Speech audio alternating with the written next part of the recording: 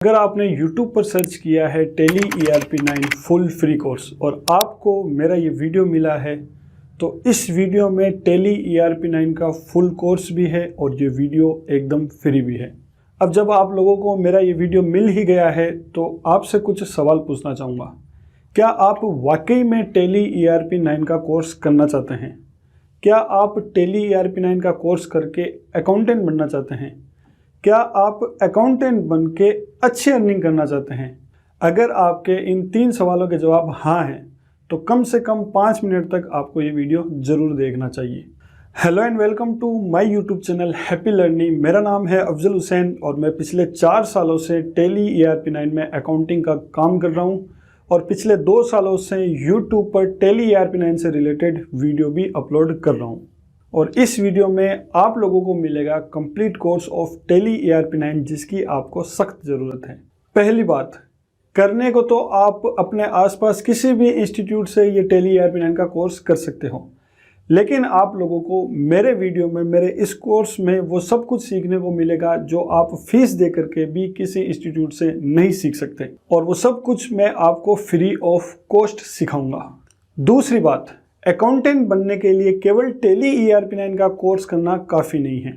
इसके अलावा GST return filings, income tax return filings, balance sheet finalisation, profit and loss finalisation, auditing, ये सारी चीज़ें भी आपको आनी ज़रूरी है। और ये सब चीज़ें भी आपको किसी इंस्टीट्यूट में नहीं सिखाई जाती। ये सारी चीज़ें मैं आपको free of cost YouTube channel पर सिखाने वाला हूँ। तीसरी बात, हम Tally ERP9 का कोर्स भी कर लेते हैं, चाहे आप किसी इंस्टीट्यूट से करिए या फिर यूट्यूब से करिए। अब मेन सवाल ये है कि आपको अकाउंटिंग का काम कहाँ पर मिलेगा, आपको अकाउंटिंग का काम किस तरह मिलेगा। अगर आपको अकाउंटिंग का काम कहीं पर मिल जाता है तो काम की शुरुआत किस तरह से करनी है, और अगर आप कहीं पर अकाउंटिंग का काम की शुरुआत कर भी देते हैं तो किन किन बातों का आपको ध्यान में रखना पड़ेगा, क्या क्या प्रॉब्लम्स आपके लिए आ सकती है और उन प्रॉब्लम्स का सॉल्यूशन क्या होगा, ये चीज़ें भी आपको किसी इंस्टीट्यूट में नहीं बताई जाती। ये चीज़ें भी मैं आपको YouTube पर फ्री ऑफ कॉस्ट बताने वाला हूँ। और कोर्स कंप्लीट हो जाने के बाद इन सब का प्रैक्टिकल वीडियो मैं YouTube पर अपलोड करूँगा और प्रैक्टिकली मैं आपको बताऊँगा कि कहीं पर भी आप अकाउंटिंग का काम कैसे कर सकते हैं, काम के दौरान क्या क्या प्रॉब्लम्स आती है और उनका सॉल्यूशन क्या होता है। ये सारी चीज़ें मैं आपको प्रैक्टिकली बताऊँगा। चौथी बात, मैं आपके साथ शेयर करता हूं अपना पर्सनल एक्सपीरियंस, यानी जितना भी मैंने पिछले 4 सालों में सीखा है वो सब कुछ मैं YouTube पर सिखाता हूं और इन फ्यूचर भी मैं जो कुछ भी सीखता रहूँगा वो सब कुछ फ्री ऑफ कॉस्ट मैं आपको YouTube पर सिखाऊंगा, और वो भी इजी से इजी लैंग्वेज में चैप्टर 1 से। यानी अगर आपको Tally ERP9 के बारे में कुछ भी नहीं पता है तब भी आप इस वीडियो से शुरू होकर के Tally ERP9 का कंप्लीट कोर्स कर सकते हैं। लगभग 11 घंटे का ये वीडियो, 11 घंटे का ये कोर्स पूरी तरह से देख लेने के बाद, पूरी तरह से समझ लेने के बाद आप Tally ERP9 में आसानी से काम करना सीख सकते हो, Tally ERP9 को आसानी से ऑपरेट कर सकते हो। तो अगर आप Tally ERP9 का फुल कोर्स करना चाहते हैं, Tally ERP9 में फुल एक्सपर्ट बनना चाहते हैं, तो आपको केवल 3 काम करना है।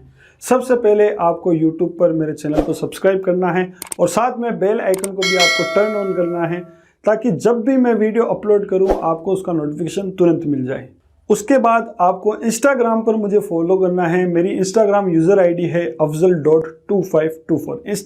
Instagram पर भी आप मुझे फॉलो कर लीजिए क्योंकि Instagram पर मैं अपना लाइव एक्सपीरियंस Instagram पर शेयर करता हूँ फ़ोटो और वीडियो के जरिए। तो Instagram पर भी आप मुझे फॉलो कर सकते हैं। और इस वीडियो के डिस्क्रिप्शन में आपको एक कॉन्टैक्ट फॉर्म की लिंक मिलेगी जिस पर आप अपना नाम, मोबाइल नंबर और ईमेल एड्रेस डाल सकते हैं, जिससे कि आपकी ईमेल आईडी, नाम वगैरह मेरे पास पहुंच जाएगा। कुछ इन्फॉर्मेशन, कुछ पोस्ट मैं आपके साथ ईमेल पर भी शेयर करता हूं और आप डायरेक्टली मेरे से ईमेल पर भी कनेक्ट हो सकते हो। तो उस कॉन्टैक्ट फॉर्म को फिल करके आप मेरे से डायरेक्ट पर्सनली भी कनेक्ट हो सकते हो। अब इस कोर्स को शुरू करने से पहले इस कोर्स के बारे में थोड़ी सी जानकारी मैं आपको पहले दे देता हूं। इस वीडियो में Tally ERP9 का फुल कोर्स है, बेसिक्स लेवल से लेकर के एडवांस लेवल तक। यानी अगर आप बिल्कुल फ्रेश हैं, आप Tally ERP9 को शुरू ही करना चाहते हैं, तो आप इस वीडियो को देख करके टैली ERP9 शुरू कर सकते हैं। ये पूरा कोर्स आपको चैप्टर बाय चैप्टर मिलेगा, यानी सबसे पहले पहला चैप्टर, उसके बाद दूसरा चैप्टर, फिर तीसरा चैप्टर, इसी तरह ये चैप्टर बाय चैप्टर ये पूरा वीडियो आपको कंप्लीट करना है, ताकि आपको इस कोर्स को, इस वीडियो को समझने में ज़्यादा परेशानी नहीं हो और आप चैप्टर बाय चैप्टर इजीली इस वीडियो को अच्छे से समझ पाएं। कौन सा चैप्टर किस टाइम से शुरू होगा उसकी कंप्लीट टाइमलाइन इस वीडियो के डिस्क्रिप्शन में आपको मिल जाएगी। फॉर एग्जाम्पल, अगर आप 6 चैप्टर देख लेते हैं आज और बाकी के चैप्टर आपको कल देखने हैं, तो इस वीडियो के डिस्क्रिप्शन में आपको ये क्लियरली लिखा हुआ मिल जाएगा कि 7वां चैप्टर कहाँ से शुरू होगा, और अगर आप उस टाइम पर डायरेक्टली क्लिक करेंगे तो आप सीधे 7वें चैप्टर पर पहुंच जाएंगे, जहां से आप 7वें चैप्टर से दोबारा शुरू कर सकते हैं। जिन जिन चैप्टर के PDF नोट्स की आपको ज़रूरत पड़ेगी, उन सब के PDF नोट्स भी मैंने इस वीडियो के डिस्क्रिप्शन में एक लिंक दी हुई है, वहां पर प्रोवाइड करवाए हैं। आप सिंपली उस लिंक पर क्लिक करके आप PDF नोट्स भी डाउनलोड कर सकते हैं। आखिरी और इम्पोर्टेंट बात, आपको प्रैक्टिस करने के लिए PDF नोट्स भी दिए जाएंगे। फॉर एग्जाम्पल, अगर आपको किसी भी चैप्टर की प्रैक्टिस करने की ज़रूरत है, उसमें अगर प्रैक्टिस के लिए कुछ नोट्स की ज़रूरत है, तो वो नोट्स भी आपको दिए जाएंगे। उनकी लिंक्स भी आपको इस वीडियो के डिस्क्रिप्शन में मिल जाएगी, जहां से आप प्रैक्टिस के लिए नोट्स को डाउनलोड कर सकते हो और प्रैक्टिस करके ज़्यादा बेहतर ढंग से इस कोर्स को कंप्लीट कर सकते हो। तो इतना वैल्यूएबल कंटेंट आपको फ्री ऑफ कॉस्ट मिल रहा है, तो जल्दी से YouTube पर मुझे सब्सक्राइब कर लीजिए, इंस्टाग्राम पर फॉलो कर लीजिए, और इस वीडियो के डिस्क्रिप्शन में जो कॉन्टैक्ट फॉर्म दिया हुआ है उसको भी ज़रूर फिल करें, ताकि आप तक कोई भी मुझे पोस्ट पहुंचानी हो तो ईमेल के द्वारा मैं आपको पहुंचा सकूं। तो बिना टाइम वेस्ट किए इस वीडियो को शुरू करते हैं चैप्टर 1 के साथ।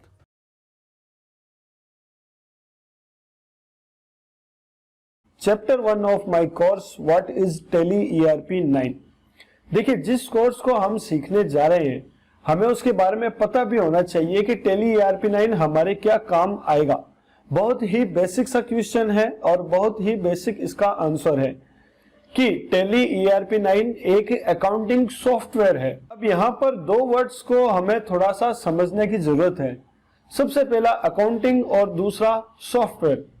तो सबसे पहले हम सॉफ्टवेयर क्या होता है ये समझ लेते हैं। इसका भी बहुत शॉर्ट आंसर है कि सॉफ्टवेयर कंप्यूटर का एक ऐसा प्रोग्राम होता है जिसको जिस काम के लिए बनाया गया है वो उस काम को कम से कम समय में और बिना गलती के पूरा कर सके।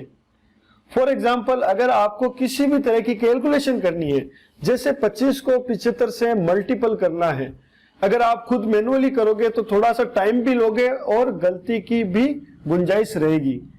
और अगर यही कैलकुलेशन आप अगर कंप्यूटर में कैलकुलेटर सॉफ्टवेयर की मदद से करते हैं तो 1 सेकंड से भी कम टाइम में आपको परफेक्ट आंसर मिल जाएगा।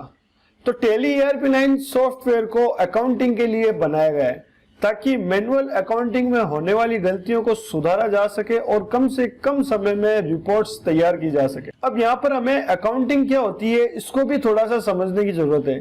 तो इसके लिए आप next video chapter 2 what is accounting इसको देखें, आपको अच्छे से समझ में आ जाएगा।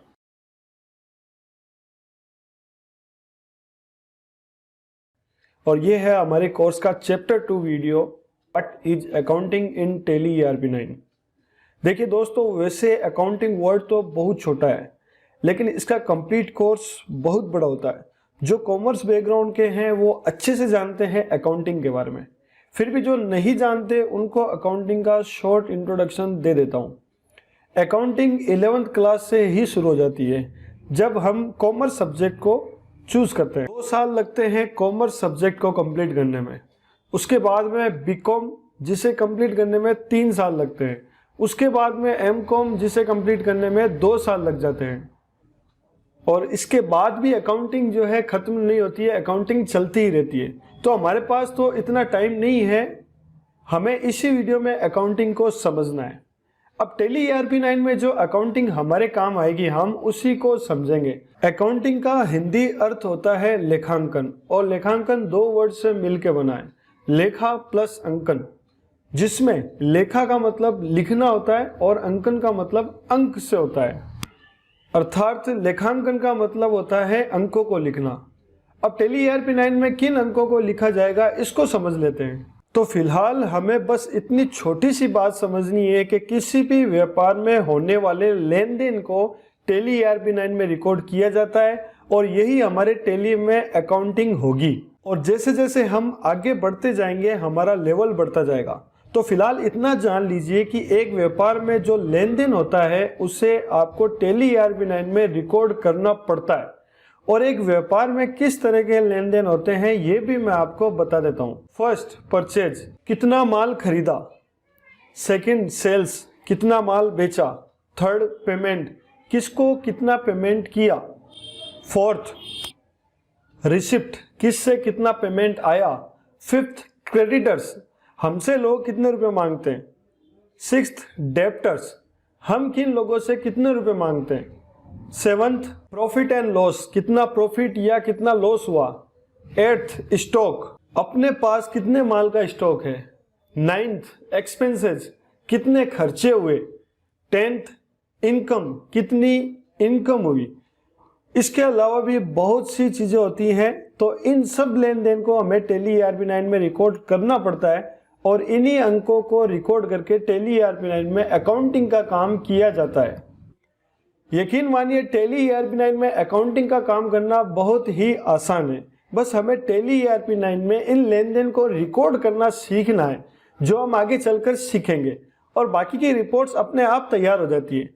अब सवाल ये है कि जिन लोगों का कॉमर्स बैकग्राउंड नहीं है क्या वो टेली ERP 9 सीख सकते हैं। तो इसके आंसर के लिए आप next video chapter 3 qualification required for accounting in Tally ERP 9 देखें।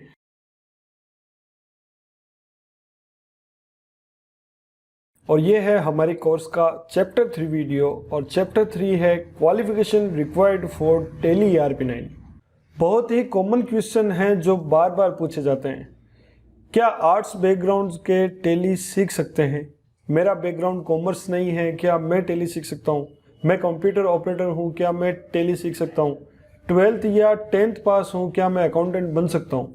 तो इन सभी सवालों का जवाब आपको इसी वीडियो में मिलेगा। तो देखिए एक बात पहले ही क्लियर कर देता हूँ, टेली सीखना और अकाउंटेंट बनना दोनों में फ़र्क है। टेली ERP 9 भी उसी एक कोर्स की तरह ही है जिस तरह आप दूसरे कोर्स भी करते हैं, बट अकाउंटेंट बनने के लिए टाइम और हार्डवर्क दोनों की ज़रूरत है और अकाउंटेंट बनने के लिए टेली ERP 9 को भी सीखना ज़रूरी है। हाँ, इतना ज़रूर कह सकता हूँ कि टेली ERP 9 का कोर्स करके टेली ERP 9 को अच्छे से समझकर टेली ERP 9 में काम करके आप अकाउंटेंट ज़रूर बन सकते हैं। अब क्वेश्चन ये है कि टेली ERP 9 कौन कौन सीख सकता है, उसके लिए क्या क्वालिफिकेशन रिक्वायर्ड है वो बता देता हूँ। First point, commerce background. अगर आप कॉमर्स बैकग्राउंड के हैं तो आपको टेली ERP 9 सीखने में और अकाउंटेंट बनने में ज़्यादा परेशानी नहीं आएगी, क्योंकि कॉमर्स बैकग्राउंड वाले अकाउंटिंग को अच्छे से समझते हैं। इसका मतलब ये भी नहीं है कि जो कॉमर्स बैकग्राउंड के नहीं है वो अकाउंटेंट नहीं बन सकते। वो भी अकाउंटेंट बन सकते हैं, लेकिन उनको थोड़ी ज़्यादा मेहनत करनी पड़ती है। साथ में जो आगे बता रहा हूँ वो स्किल अगर बेटर है तो आसानी से अकाउंटेंट बन सकते हैं। Second point, computer knowledge. अगर आपका कंप्यूटर ऑपरेट करने का नॉलेज अच्छा है तो आप टेली ERP 9 का कोर्स भी आसानी से कर सकते हैं और अकाउंटेंट भी बन सकते हैं। जितने ज़्यादा आप कंप्यूटर में एक्सपर्ट हैं उतने ही ज़्यादा आप अकाउंट में भी एक्सपर्ट बन सकते हैं। टाइपिंग स्पीड, अगर नॉर्मल टाइपिंग स्पीड है तब भी आप ग्रोथ कर सकते हैं, लेकिन जितनी फास्ट आपकी टाइपिंग स्पीड है उतनी फास्ट आपकी ग्रोथ भी होगी। हमारा फोर्थ एंड लास्ट पॉइंट है मिस स्पेलिंग। बहुत से लोग मिस स्पेलिंग बहुत करते हैं। मिस स्पेलिंग कॉन्फिडेंस लेवल को कम करता है, सो जितनी कम मिस स्पेलिंग होगी उतना बेहतर है। ओवरऑल मैं ये कहना चाहूँगा कि ज़रूरी नहीं है कि आपने कॉमर्स BCom या MCom किया है तो ही अकाउंटेंट बन सकते हैं। ये सब आपकी लर्निंग कैपेसिटी और इंटरेस्ट पर डिपेंड करता है। अगर आप वाकई में अकाउंटेंट बनना चाहते हैं तो अपने आप पर भरोसा रखिए, बाकी का काम मैं करता जाऊंगा। तो उम्मीद करता हूं कि आप लोगों को अच्छे से समझ में आ गया होगा कि टेली सीखने के लिए क्या क्वालिफिकेशन रिक्वायर्ड है।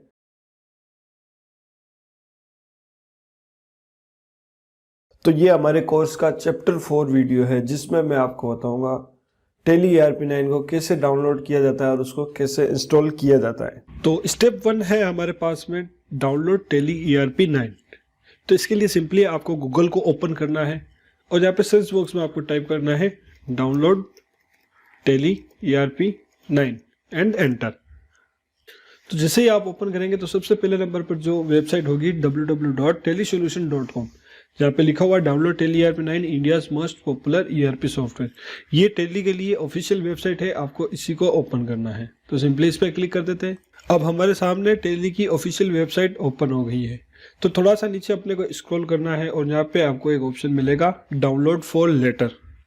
तो इस पे जैसे ही आप क्लिक करेंगे तो आपका टेली जो है डाउनलोड होना शुरू हो जाएगा। तो स्टेप 1 हमने कंप्लीट कर लिया। अब हमारे पास स्टेप 2 है इंस्टॉल टेली ERP9। देखिए टेली को इंस्टॉल करना वैसा ही है जैसा आप दूसरे सॉफ्टवेयर इंस्टॉल करते हैं, लेकिन यहाँ पे आपको एक बात ध्यान रखनी है। वो कौन सी बात है वो आपको मैं आगे चल के बताऊंगा। तो सबसे पहले सेटअप को हम रन करते हैं। आपके डाउनलोड फोल्डर में ये सेटअप जो है डाउनलोड हो गया होगा, तो इसको हम डबल क्लिक करके इसको रन करते हैं। देखिए टेली ERP9 को आपको कभी भी C ड्राइव में इंस्टॉल नहीं करना है। इसकी वजह यह है कि मान लीजिए अगर कभी भी आपका कंप्यूटर खराब हो जाता है और उसको फॉर्मेट करवाने की ज़रूरत पड़ती है, और अगर आपने टेली को C ड्राइव में इंस्टॉल किया होगा, कहीं पे भी आप काम कर रहे हैं और टेली को आपने C ड्राइव में इंस्टॉल किया, तो जैसे ही आप फॉर्मेट करवाएंगे तो फॉर्मेट के साथ में सारा का सारा काम किया हुआ डाटा जो है आपका चला जाएगा। तो बस आपको बात ये ध्यान में रखनी है कि कभी भी आपको टेली ERP9 को C ड्राइव में इंस्टॉल नहीं करना है। इसके अलावा जो आपकी दूसरी ड्राइव होती है, जैसे D ड्राइव होती है कंप्यूटर में या E ड्राइव होती है, वहाँ पे आप टेली को इंस्टॉल कर सकते हैं। तो यहाँ पे अब हम क्या करेंगे कि आप यहाँ से लेकर के यहाँ तक स्लैश तक, तो यहाँ तक हम सबसे पहले ये जो फोल्डर्स हैं इसको हटा देंगे। उसके बाद में ये जो C है इसको हम कर देंगे D। अगर आपके पास D ड्राइव है या E है, जो भी आपकी ड्राइव है वो आप यहाँ पे कर सकते हैं। तो इस तरह कुछ आपको इस फोल्डर में इंस्टॉल करना है, D:/teli.erp9। तो इस फोल्डर में आपको टेली को इंस्टॉल करना है। अब यहाँ पे सीधा आपको इंस्टॉल बटन पे क्लिक करना है और आपका टेली ERP9 जो है इंस्टॉल होना शुरू हो जाएगा। तो दोस्तों इन 2 स्टेप को फॉलो करके आप आसानी से टेली ERP9 को डाउनलोड करके इंस्टॉल कर सकते हो। उम्मीद है कि आपको अच्छे से समझ में आ गया होगा।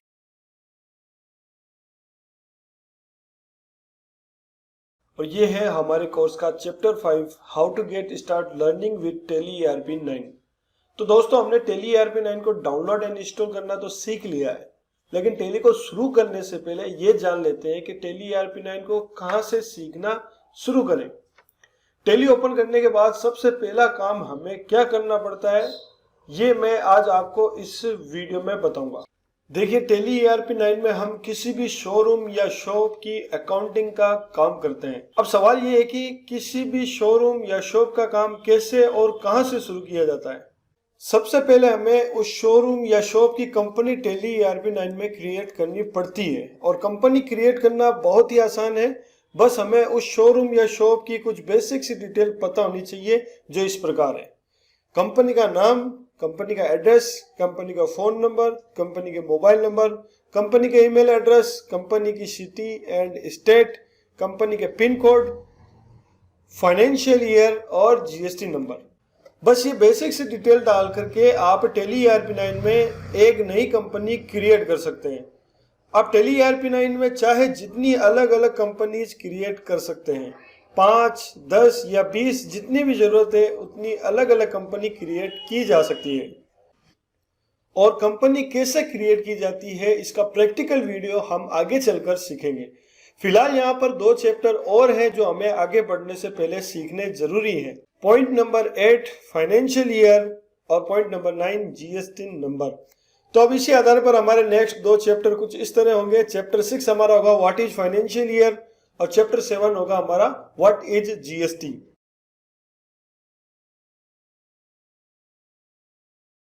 तो अब हम शुरू कर रहे हैं chapter 6 what is financial year. तो इस वीडियो में हम सीखेंगे कि फाइनेंशियल ईयर क्या होता है।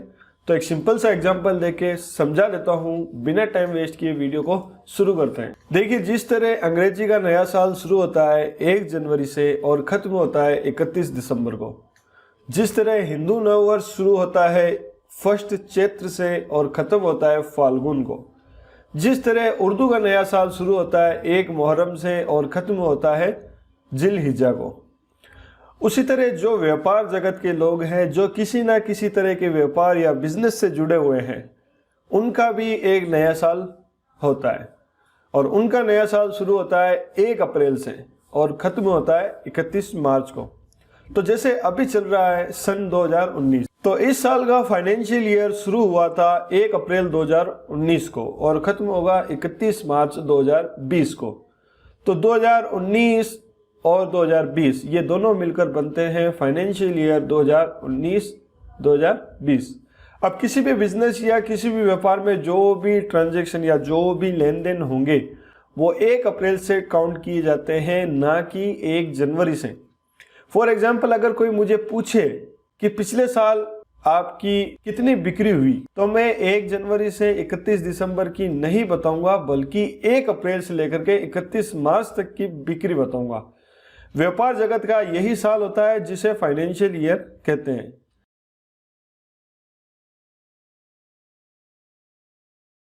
और नेक्स्ट चैप्टर है हमारा चैप्टर 7, व्हाट इज जीएसटी। तो सबसे पहले बता देता हूं कि जीएसटी 1 जुलाई 2017 से इंडिया में भारत सरकार द्वारा लागू किया गया था। उससे पहले वेट था, जिसकी full form value added tax है। अब जबकि वेट ऑलमोस्ट खत्म हो चुका है तो इसमें हम ज़्यादा नहीं उलझेंगे। तो बिना टाइम वेस्ट किए जीएसटी की फुल फॉर्म के साथ शुरू करते हैं और जीएसटी की डेफिनेशन को समझते हैं। जीएसटी की फुल फॉर्म होती है गुड्स एंड सर्विस टैक्स, जिसमें गुड्स का मतलब होता है माल और सर्विस का मतलब होता है सेवा। अर्थात गवर्नमेंट द्वारा किसी भी प्रकार के माल या किसी भी प्रकार की सर्विस पर लगाया गया tax goods and service tax यानी जीएसटी कहलाता है। आप मार्केट से कोई भी प्रोडक्ट खरीदते हैं उसमें जीएसटी इंक्लूड होता है। फॉर एग्जांपल, अगर आपने 1200 रुपये का एक मोबाइल खरीदा तो उसमें 200 रुपये टैक्स होता है जो गवर्नमेंट को जाता है। असल में बिल में मोबाइल की वैल्यू 1000 रुपये होती है, जिसे टैक्सेबल वैल्यू कहा जाता है, यानी वो वैल्यू जिस पर टैक्स लगता है। और बाकी के 200 रुपये टैक्स होता है जो पहले वेट कहलाता था और अब जीएसटी कहलाता है। हम ये सोचते हैं कि शॉप ओनर के पास इस मोबाइल के पूरे 1200 रुपये रहते हैं, लेकिन एक्चुअल में हमने मोबाइल के 1200 रुपये दिए, उसमें 1000 रुपये तो मोबाइल की वैल्यू है और 200 रुपये टैक्स है जो हमने शॉप ओनर को पे किया, और ये 200 रुपये शॉप ओनर को सरकार को जमा कराने होते हैं। तो सीधा सीधा ये कहा जा सकता है हम कोई भी प्रोडक्ट खरीदते हैं उसमें जो टैक्स पे करते हैं वो सीधा हम गवर्नमेंट को पे करते हैं। अब शॉप ओनर कैसे टैक्स चुकाता है यही हम आगे इस वीडियो में देखेंगे, और जैसे जैसे कोर्स आगे बढ़ेगा आपको समझ में आने लगेगा। अगर जीएसटी ना हो तो जो मोबाइल हम मार्केट से 1200 रुपये में खरीदते हैं वो हमें 1000 रुपये में मिल सकता है। लेकिन देश को भी तो चलाना है, सारी सरकारी सुविधाएं इन्हीं टैक्स के रुपये पर चलती है। हर एक प्रोडक्ट जो हम खरीदते हैं उसमें टैक्स इंक्लूड होता है और हम रोज सरकार को टैक्स भरते हैं। हम सभी इस देश को चलाने में भागीदार हैं। अब जीएसटी कब लगता है, क्यों लगता है, कितना लगता है, कैसे लगता है और किस पर लगता है, ये समझते हैं। स्टेप बाय स्टेप एक एक टॉपिक को उठाएंगे और सिंपल सी लैंग्वेज में समझने की कोशिश करेंगे। फर्स्ट टॉपिक, व्यापार के प्रकार यानी टाइप्स ऑफ बिजनेस। तो सबसे पहले ये समझ लेते हैं कि बिजनेस कितने प्रकार का होता है, अर्थात नेचर ऑफ बिजनेस। कोई भी बिजनेस केवल 2 ही तरह का होता है। पहला, business for purchase and sales of goods, जिसमें किसी भी तरह का माल खरीदा या बेचा जाता है। फॉर एग्जाम्पल, इलेक्ट्रॉनिक शॉप जिसमें फ्रिज, एसी, टीवी को खरीदा और बेचा जाता है। जैसे मोबाइल की शॉप जिसमें मोबाइल को खरीदा जाता है और मोबाइल को बेचा जाता है। ये सब परचेज एंड सेल की कैटेगरी में आते हैं, जिसमें किसी भी प्रकार का प्रोडक्ट को प्रॉफिट कमाने के लिए और बेचने के लिए खरीदा जाता है। दूसरा होता है बिजनेस फॉर सर्विस प्रोवाइडिंग, जिसमें किसी भी तरह की सेवा का आदान प्रदान होता है। For example, mobile recharge, telephone recharge, internet recharge, item repairing, hotel services, restaurant services, ये सभी सर्विसेज की कैटेगरी है, जिसमें ना तो कोई माल खरीदा जाता है और ना ही कोई माल बेचा जाता है, बल्कि किसी तरह की कोई सेवा दी जाती है और प्रॉफिट अर्न किया जाता है। तो ये 2 तरह के बिजनेस होते हैं, इस 2 तरह की बिजनेस कैटेगरी होती है। तो अब बढ़ते हैं अपने नेक्स्ट टॉपिक की तरफ। अगला टॉपिक है who are compulsory for GST registration, यानी कि इससे जीएसटी में पंजीकरण करवाना जरूरी है। देखिए, गवर्नमेंट के रूल्स के अकॉर्डिंग जिनकी 1 साल की सेल को टर्नओवर भी बोलते हैं, जिनका एक साल का टर्नओवर 40 लाख से ज़्यादा है, यानी एक साल में 40 लाख से ज़्यादा माल बेच देते हैं, उनको जीएसटी में रजिस्ट्रेशन करवाना जरूरी है। और जो एक साल में 20 लाख से ज़्यादा की सर्विसेज देते हैं, यानी मान लीजिए एक साल में 20 लाख से ज़्यादा का मोबाइल रिचार्ज करते हैं, तो उनको भी जीएसटी में रजिस्ट्रेशन करवाना जरूरी है। अब अगर किसी का टर्नओवर 40 लाख से कम है और सर्विसेज का टर्नओवर भी 20 लाख से कम है, तो भी फर्म को जीएसटी में रजिस्टर्ड करवाया जा सकता है। और जो जीएसटी में रजिस्टर्ड होते हैं उनको जीएसटी का पूरा लेन देन रखना पड़ता है, इसीलिए जीएसटी रजिस्टर्ड पर्सन को एक अकाउंटेंट की जरूरत पड़ती है। बढ़ते हैं अगले टॉपिक की तरफ। नेक्स्ट टॉपिक है हमारा document required for GST registration. GST registration करने के लिए किन किन डॉक्यूमेंट्स को जमा करवाना पड़ता है। जिसको भी जीएसटी में रजिस्ट्रेशन करवाना है उनको दिए गए डॉक्यूमेंट के साथ gst.gov.in वेबसाइट पर apply for GST registration form भरना पड़ता है। डॉक्यूमेंट में इंक्लूड है Aadhaar card of applicant, PAN card of applicant, passport size photo of applicant, bank account front page of applicant, valid mobile number of applicant, proof of business address, electricity bill या दूसरी चीज, rent agreement अगर दुकान किराए पर है तो, और फर्म का नाम। ये डॉक्यूमेंट जीएसटी रजिस्ट्रेशन के लिए देने पड़ते हैं। कंडीशन के अकॉर्डिंग एक या दो डॉक्यूमेंट की और जरूरत पड़ सकती है। अप्लाई करने के बाद 3 से 5 दिन में एक नंबर मिलते हैं जिसे जीएसटी नंबर कहते हैं। तो अब हमारा नेक्स्ट टॉपिक है what is GST number. GST number क्या है। जीएसटी नंबर की full form GST identification number है और जीएसटी नंबर 15 डिजिट के होते हैं, जिसमें पहले 2 डिजिट स्टेट कोड होते हैं। जिस भी स्टेट में रजिस्ट्रेशन हुआ है उसके अकॉर्डिंग, जैसे राजस्थान का स्टेट कोड है 08। Next 10 digit pan card number of applicant, जिसने भी जीएसटी रजिस्ट्रेशन करवाया उसके पैन नंबर अगले 10 डिजिट होते हैं। उसके बाद में अगला 1 डिजिट जो होता है, पैन कार्ड में जो 4 न्यूमेरिक नंबर होते हैं उसमें से कोई भी एक नंबर अगला 1 डिजिट होता है। उसके बाद में अगला 1 डिजिट जो होता है बाय डिफॉल्ट जेड होता है और लास्ट का 1 डिजिट रैंडमली कुछ भी हो सकता है। तो ये होते हैं जीएसटी नंबर जो जीएसटी रजिस्ट्रेशन के अप्लाई करने के बाद में मिलते हैं। अब बढ़ते हैं नेक्स्ट टॉपिक की तरफ। Type of GST tax rates. फिलहाल करंट में आज डेट 20/11/2019 तक 5 टाइप की जीएसटी रेट्स है जो आगे जाकर के बदल भी सकती है। तो फिलहाल 5 टाइप की जीएसटी रेट्स है जो किसी भी आइटम पर या किसी भी तरह की सर्विसेज पर लगती है, जो इस प्रकार है। 0% वो आइटम या सर्विसेज जिन पर कोई भी जीएसटी टैक्स नहीं लगता, जैसे खाद बीज, दूध या अंडे। 5% वो आइटम या सर्विसेज जिन पर 5% टैक्स लगता है, जैसे शुगर, स्पाइसेस एंड टी। 12% वो आइटम या सर्विसेज जिन पर 12% टैक्स लगता है, जैसे मोबाइल फोन्स और कंप्यूटर्स। 18% वो आइटम या सर्विसेज जिन पर 18% टैक्स लगता है, जैसे टेलीफोन या स्कूल बैग्स। और लास्ट है 28% वो आइटम या सर्विसेज जिन पर 28% टैक्स लगता है, जैसे एयर कंडीशनर, सीमेंट या लग्जरी आइटम। अब यहाँ पर हमने केवल कुछ ही आइटम का एग्जाम्पल दिया है, लेकिन बहुत सारे प्रोडक्ट हैं जिन पर गवर्नमेंट के रूल्स के अकॉर्डिंग दिए गए 5 टैक्स रेट में से कोई भी टैक्स लगता है। हमें ये जानने की जरूरत नहीं है कि किस आइटम पर कितना टैक्स लगता है, क्योंकि जितना भी टैक्स लगता है वो बिल पर लिखा हुआ होता है और दुनिया में बहुत सारे प्रोडक्ट हैं, आप किन किन प्रोडक्ट की जीएसटी रेट्स जान पाओगे। बढ़ते हैं नेक्स्ट टॉपिक की तरफ। हाउ जीएसटी अप्लाई, यानी जीएसटी कैसे लगता है। जब भी कोई जीएसटी में रजिस्टर्ड फर्म कोई भी माल खरीदती है तो जो टैक्स बिल में लग के आता है उसे इनपुट टैक्स कहते हैं। ये टैक्स आइटम के अनुसार 0%, 5%, 12%, 18% या फिर 28% कुछ भी हो सकता है, जैसा कि मैंने बताया था कि अलग अलग आइटम पर अलग अलग टैक्स लगता है। परचेज में जो टैक्स लगता है वो एक तरह से सरकार के पास डिपॉजिट होता है। हम सरकार से ये टैक्स वापस नहीं ले सकते, लेकिन कस्टमर से वापस इस टैक्स को ले सकते हैं।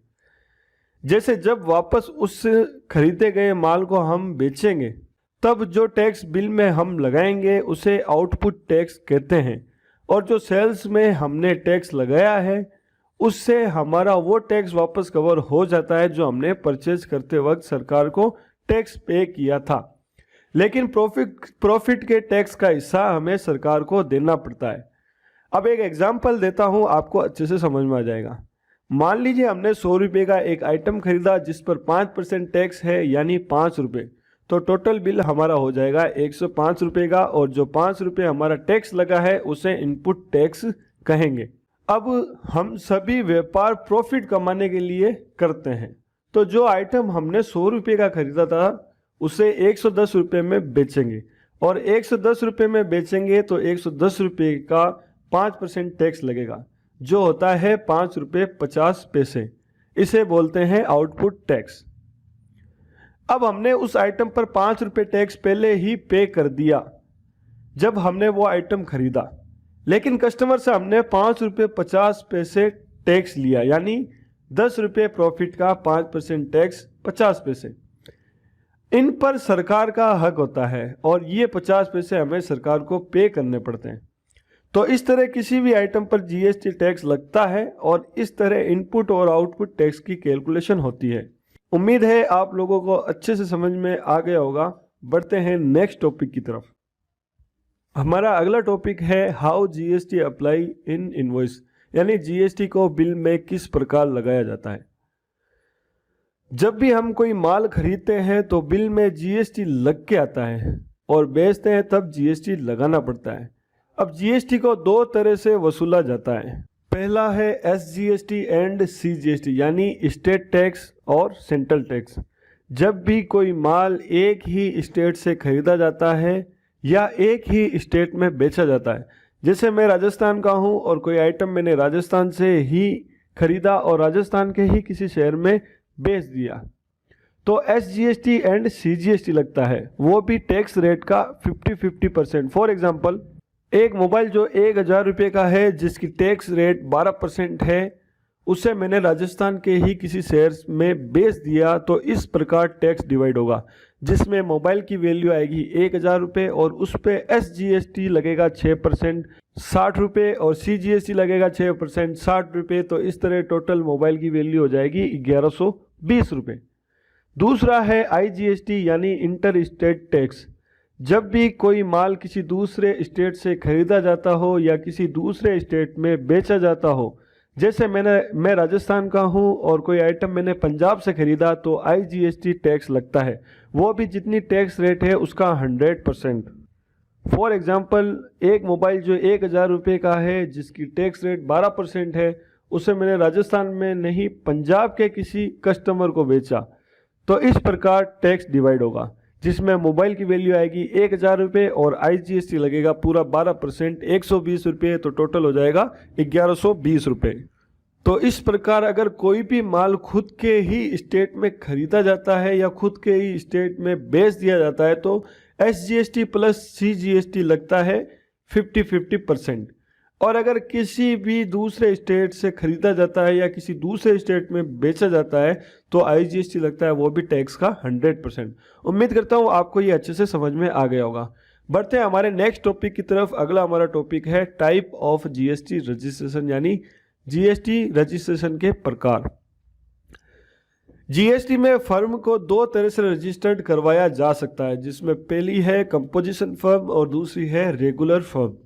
अब इन दोनों फर्म में क्या फ़र्क है ये हम अगले chapter 8 difference between composition and regular firm में देखेंगे।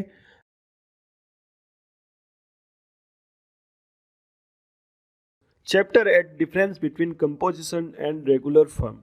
जैसा कि मैंने बताया, जीएसटी में फर्म को दो तरह से रजिस्टर्ड किया जा सकता है, पहली कंपोजिशन फर्म एंड दूसरी रेगुलर फर्म। अब इन दोनों फर्म में क्या फ़र्क होता है ये जानते हैं। सबसे पहले बात करते हैं टर्नओवर लिमिट की। अगर किसी फर्म की 1 साल की सेल यानी 1 साल का टर्नओवर 1.5 करोड़ से कम है, तो फर्म को कंपोजिशन में रजिस्टर्ड करवाया जा सकता है। और अगर किसी फर्म की 1 साल की सेल 1.5 करोड़ से ज़्यादा है, तो फर्म को रेगुलर में रजिस्टर्ड करवाना अनिवार्य है। दूसरा पॉइंट, ऑप्शनल रजिस्ट्रेशन। अगर फर्म की 1 साल की सेल 1.5 करोड़ से कम है, तो प्रोपराइटर चाहे तो भी रेगुलर में फर्म को रजिस्ट्रेशन करवा सकता है। रेगुलर फर्म के लिए कोई ऑप्शनल रजिस्ट्रेशन नहीं है। मान लो किसी ने ये सोच के कंपोजिशन में फर्म रजिस्टर्ड करवाई थी कि उसकी एक साल की सेल 1.5 करोड़ से कम ही होगी और 1.5 करोड़ से ऊपर चली गई तो कंपोजिशन फर्म को रेगुलर करवाना अनिवार्य है। लेते हैं अगला point, GST return. Composition firm को क्वार्टरली रिटर्न यानी 3 महीने में केवल एक बार रिटर्न लगाना पड़ता है, जिसे CMP 08 रिटर्न कहते हैं, और रेगुलर फर्म को हर महीने एक रिटर्न लगाना पड़ता है, जिसे GSTR 3B रिटर्न कहते हैं। अगला पॉइंट देखते हैं। अगला पॉइंट हमारा applicable of tax rate. Composition firm में परचेज पर लगने वाली GST की इनपुट नहीं ली जा सकती और ना ही सेल पर GST लगाया जा सकता है। यानी परचेज में जो टैक्स हमने सरकार को पे कर दिया उसको कस्टमर से भी वापस नहीं लिया जा सकता। रेगुलर फर्म को इनपुट GST और आउटपुट GST का पूरा रिकॉर्ड रखना पड़ता है, यानी हर मंथ कितनी परचेज की और उस पर कितना टैक्स पे किया और हर महीने कितनी सेल की और उस पर कितना टैक्स कलेक्ट किया, ये सब रिकॉर्ड रखना पड़ता है। अब बात करते हैं अगले पॉइंट की, टैक्स लायबिलिटी। कंपोजिशन फर्म हर 3 महीने में जितना सेल करती है उसको रिटर्न के साथ सेल का 1% टैक्स पे करना पड़ता है। फॉर एग्जाम्पल 3 महीने में 2.5 लाख रुपए की सेल हुई तो 2.5 लाख रुपए का 1% यानी 2500 रुपये सरकार को पे करना पड़ता है। और रेगुलर फर्म में GSTR 3B रिटर्न के अकॉर्डिंग अगर टैक्स पेबल बनता है तो टैक्स पे करना है, नहीं तो नहीं करना। फॉर एग्जाम्पल 1 महीने में 1000 रुपये की परचेज की, जिस पर 500 रुपये टैक्स परचेज के साथ ही पे कर दिया, और उसी महीने 1200 रुपये की सेल की जिस पर 700 रुपये टैक्स कस्टमर से कलेक्ट किया, यहाँ हमारी टैक्स लायबिलिटी बनती है। बाकी का बैलेंस यानी 700 रुपये हमने टैक्स कलेक्ट किया और 500 रुपये हम ऑलरेडी पे कर चुके, 700 माइनस 500 जो 200 रुपये हमने कस्टमर से एक्स्ट्रा कलेक्ट किए हैं वो सरकार को पे करना है। और अगर यही मान लो हमारी सेल 1200 रुपये ना होकर के 800 रुपये ही हुई और कस्टमर से टैक्स हमने 300 रुपये ही कलेक्ट किया, तो अब भी 200 रुपये हमारे सरकार के पास एक्स्ट्रा डिपॉजिट रहेंगे, टैक्स पेड करने की जरूरत नहीं है। लेते हैं अगला point, example of entry. Composition firm में टेली में परचेज या सेल की एंट्री करने पर SGST एंड CGST या IGST नहीं लगाया जाता है। डायरेक्ट टैक्स इंक्लूडेड आइटम की वैल्यू डालकर एंट्री कर दी जाती है। फॉर एग्जाम्पल मैंने अगर कोई 1200 रुपये का मोबाइल खरीदा तो मैंने आपको बताया था कि उसमें 1000 रुपये मोबाइल की वैल्यू होती है और 200 रुपये जो है वो होता है टैक्स।